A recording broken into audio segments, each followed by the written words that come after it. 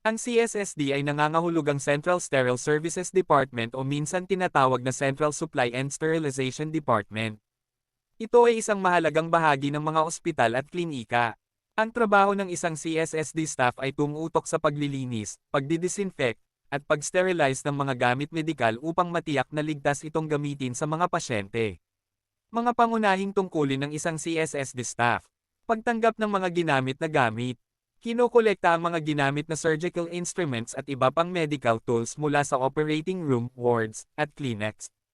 Paglilinis ng mga gamit. Nililinis ng maigi gamit ang tubig, brush, at mga kemikal para alisin ang dugo, tissue, at iba pang dumi. Disinfection at sterilization. Ginagamitan ng mga sterilizing machines tulad ng autoclave para patayin ang bakterya, viruses, at fungi. Maaaring gumamit din ng chemical sterilization para sa mas sensitibong kagamitan. Pag-iinspeksyon at pag-aayos ng mga gamit.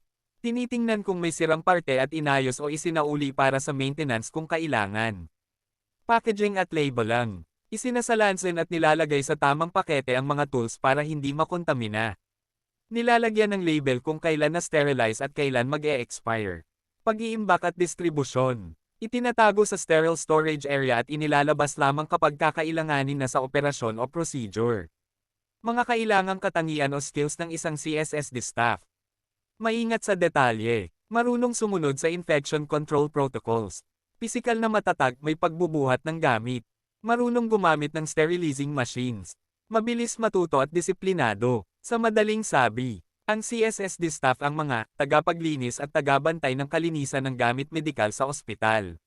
Sila ang una sa laban sa impeksyon at malaking tulong sa kaligtasan ng mga pasyente. Kung gusto mong gumawa ako ng cinematic monologue o script tungkol sa isang CSSD worker, Tagalog English,